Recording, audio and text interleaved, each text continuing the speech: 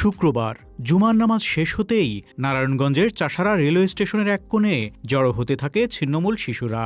কারো গায়ে পুরনো জামা, আবার কারো জামা জুতো কিছুই নেই, তবে তাদের চোখে দেখা যায় খুশির ঝলক। Premium commercial space is now for rent.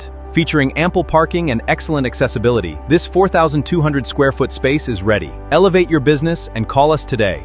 গত প্রায় ১.৫ বছর ধরে প্রতি শুক্রবার এমন দৃশ্যই দেখা যাচ্ছে চাষারা রেলওয়ে স্টেশনে। নারায়ণগঞ্জ মহানগর বিএনপি সদস্য সচিব অ্যাডভোকেট আবু আল ইউসুফ খান টিপুর উদ্যোগে নিয়মিতভাবে খাবার বিতরণ করা হচ্ছে পথশিশুদের মধ্যে। স্বপ্ন ছোঁয়া পথশিশু মানব কল্যাণ ফাউন্ডেশনের সহযোগিতায় পরিচালিত এই উদ্যোগটি এখন অনেক শিশুর সাপ্তাহিক আশ্রয় আর আনন্দের উপলক্ষ হয়ে উঠেছে।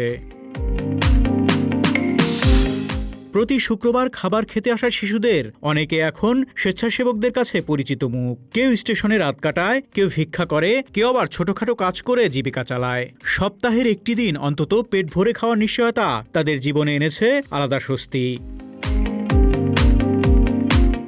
স্বপ্ন ছোঁয়া পথশিশু মানব কল্যাণ ফাউন্ডেশনের প্রতিষ্ঠাতা চেয়ারম্যান হাইউল ইসলাম প্রধান হাবিব জানান, প্রায় ১.৫ বছর ধরে কোনো বিরতি ছাড়াই অ্যাডভোকেট টিপুর সহযোগিতায় এই কার্যক্রম চলছে।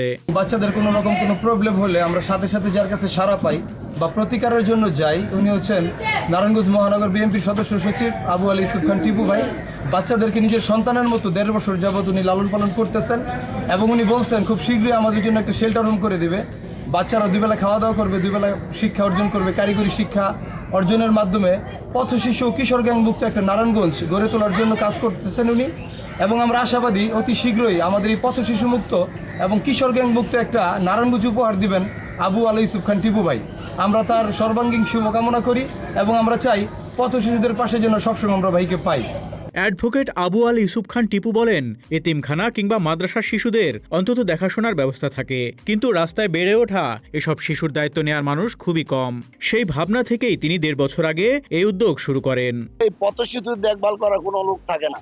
আমার এক সময় আকাঙ্ক্ষা ছিল যে আমি যদি সময় সুযোগ পাই আমি পথশিশুদের পাশে দাঁড়াবো। যদি এই পথশিশুদেরকে আমরা দেখভাল না করি তাহলে তারা কিশোর গ্যাংয়ে পরিণত হবে, মাদকে আসক্ত হবে, অপরাধ জগতে ঢুকে পড়বে। তাই আমি আমার বিবেক তাড়না এই পথ শিশুদেরকে প্রতি জুম্মাবার খাওয়াচ্ছি। আপনারা দোয়া করবেন এই পথ শিশুরা যেন ভুল পথে না যায়, তারা সমাজের বোঝা নয়, সমাজের সম্পদ হয়।